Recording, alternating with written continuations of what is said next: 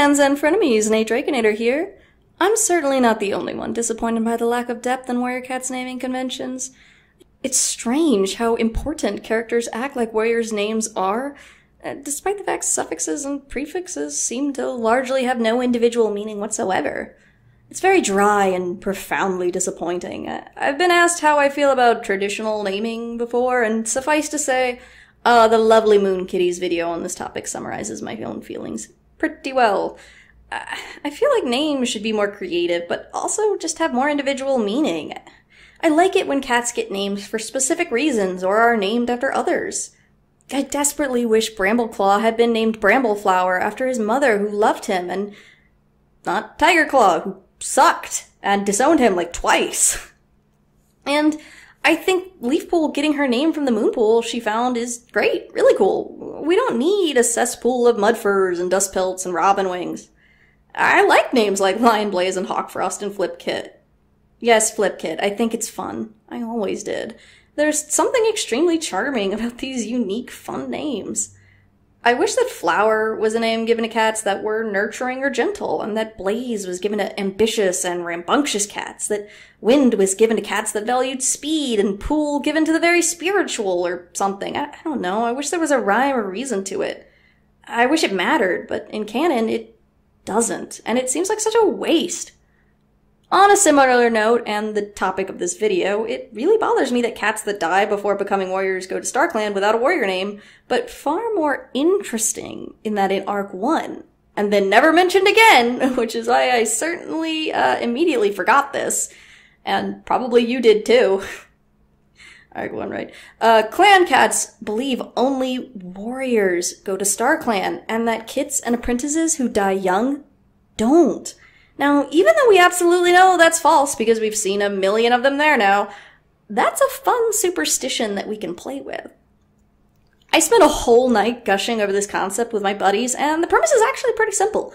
When a cat who has not yet been made a warrior passes away, they're given a warrior name by their leader at the beginning of their vigil. Specifically, we decided that suffix would be spirit, because no cat we've ever seen alive actually uses spirit, and I mean, it just seems appropriate. At first glance, this doesn't seem like it changes anything, right? But let's imagine some specific scenarios where the situation might be more complicated. So Mapleshade's kits were buried away from home without a vigil, meaning they didn't get a naming ceremony. Mapleshade's frenzied fury is now a blind panic that her children have been condemned to immortal suffering. She'll do anything to let them rest. Mosskit dies, but since there's no body, she never gets a proper vigil, and Bluestar lives with the belief that her daughter is trapped, unable to enter StarClan because of her own mistakes. In her dying breath, in front of Fireheart and Stonefur and Mistyfoot, she finally names Mosskit Moss Spirit, in her mind finally freeing her after all this time, her final act as leader. Snowkit is taken by the Hawk, and he's being carried away.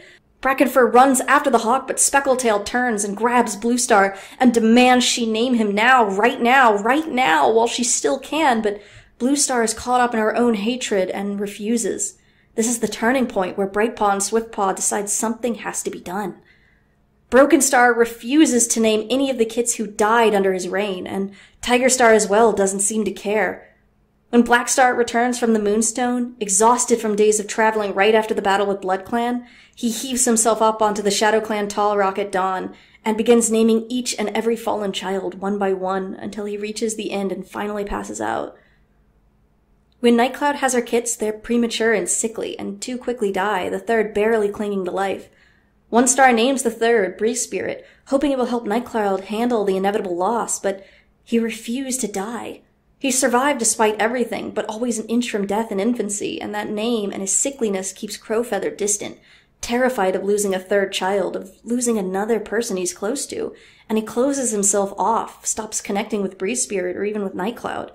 She pours herself into his care, desperately trying to keep him healthy, and slowly, steadily he improves. But because of his name, because he was so very isolated, other kids' parents warned them not to get too attached to him because he would soon be in StarClan. When Breeze Spirit finally gets his apprentice name, he's unbelievably relieved, but the damage is done, and he has virtually no friends, no connections with his father or his peers, and a mother who feels nothing but fear when she looks at him, always terrified the next moment will be his last.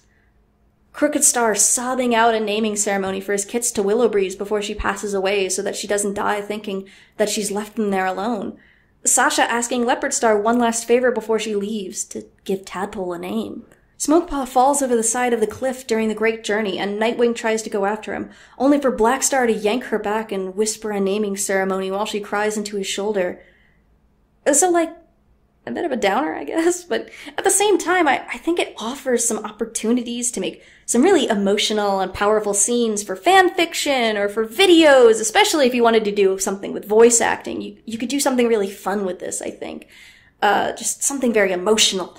And it's a small modification of canon that really offers this great jumping off platform for creating other things and for generalized world building. I'm a big fan of it anyway, and I actually wrote a map script based on this idea, I guess kind of just to see if I could. And as hard as that may be to believe, since it's obviously very not visual, so I don't think I'll ever use it, I think it's kind of cool, could be fun, maybe one day, I don't know. Let me know if you like that idea, if you want to see that.